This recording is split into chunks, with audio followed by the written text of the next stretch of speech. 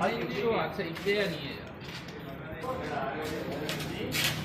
ठीक है चार चड्डियाँ